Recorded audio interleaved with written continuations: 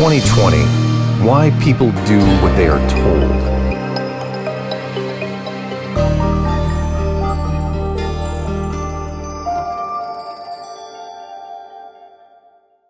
I've spoken with a lot of people since the nightmare of 2020 began and have heard a variety of common themes. How that everything is a hoax, we're all doomed, Jesus will save us, Trump will save us, maybe even that we don't deserve to be saved. One of the themes that seems to get hidden in all the noise and chaos is why so many people are going along with the insanity without any resistance at all. You know who I'm talking about. The sheep, the zombies, the drones, the mouth-breathing troglodytes, whatever you want to call them.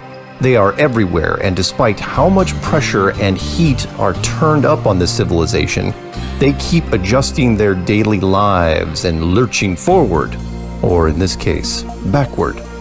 Yes, it's frustrating to watch. How is it that your friends, family members, and coworkers can't see the giant red flashing lights right in front of their face? How is it that they are comfortable turning on their own? How is it that they are actually helping to tear down their own civilization without wringing their hands and looking to the heavens for inspiration and guidance? The short and brutal answer is that it's built into us. It's not as bad as you think, but then again, it's also much worse. Let's get the good news out of the way first. It is very hard to get a person to actually kill another person.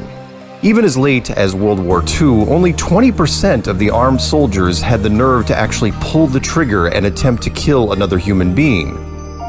Most of us have no stomach for it. That, however, is where the mercy ends. Take away the direct hand-on-hand violence, and everything is back on the table. Anyone who has taken a psychology course in college may remember a vague description of an experiment where people were using electric shocks on each other. Officially, it's called the Milgram experiment, and it may not seem like much at first glance, but I think it has become very relevant in 2020.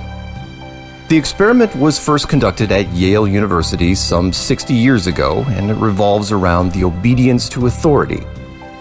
It was initially designed as a way to explain the psychology of genocide. In other words, were the Nazis an unusually cruel group, or does this apply to everyone under the right circumstances? The experiment was simple and ingenious in its design. You sign up for a run-of-the-mill psychology experiment in which you will get paid regardless of the outcome. You meet a supervisor and one other person just like yourself. At least, that's what they want you to think. There is no randomness in this little play. Both the supervisor and your fellow lab rat are in on the game. The supervisor draws out of a hat on who is going to ask the questions and who is going to answer them. Your name is picked to ask questions. It was, of course, predetermined. Your teammate goes into another room and is hooked up to a series of electrodes. You can't see him, only hear his voice through an intercom system. You ask your teammate a series of matching questions. If the answer was incorrect, you would administer a shock to the other person with a voltage increasing in 15-volt increments for each wrong answer.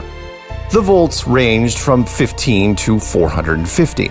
The shock generator included verbal markings that vary from slight shock to danger, severe shock. The subjects believed that for each wrong answer, the person was receiving actual shocks. In reality, there were no shocks. After the person went to another room, they set up a tape recorder integrated with the electroshock generator, which played pre-recorded sounds for each shock level. As the voltage of the fake shocks increased, the person began making audible protests, such as banging repeatedly on the wall that separated him from you. In every condition, the person makes or says a predetermined sound or word. When the highest voltages were reached, the subject fell silent. If at any time you indicated a desire to halt the experiment, the supervisor was instructed to give specific verbal prods. The prods were in this order: please continue or please go on. The experiment requires that you continue. It is absolutely essential that you continue. You have no other choice. You must go on. The professors predicted that only 1 to 3% of all subjects would continue and keep upping the voltage until their partner passed out and died. What really happened, though, showed our true nature. During the first set of experiments, 65%, 26 out of 40, subjects pushed the button and killed their teammate with the final massive 450-volt shock. And all subjects made it to at least 300 volts. The professor's conclusion was easy to make and haunting. The extreme willingness of adults to go to almost any lengths on the command of an authority constitutes the chief finding of the study, and the fact most urgently demanding explanation. Ordinary people simply doing their jobs and without any particular hostility on their part can become agents in a terrible destructive process. Moreover, even when the destructive effects of their work become patently clear and they are asked to carry out actions incompatible with fundamental standards of morality, relatively few people have the mental resources needed to resist authority. And, as the experiment was refined, it got worse. If you conducted the experiment when there was another actor already there shocking another person, then the power of conformity set in, and the chance of you killing the person in the next room goes up over 90%. This experiment has been repeated many times over the years in different states and countries, and the results are what you might expect. People do as they are told. They bend and break their own personal values if someone in authority asks them to. They follow orders, even if it causes the destruction of the world around them. You, however, are different.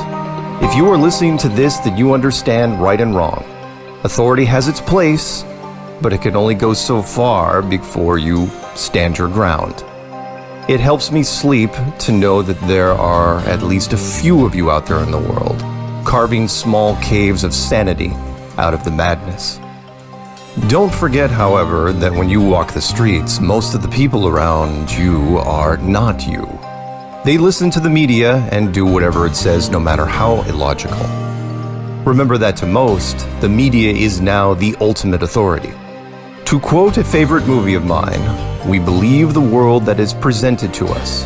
And currently, that world is being shaped by the faces on our phones. Remember that, and stand strong, because the next big experiment is right around the corner.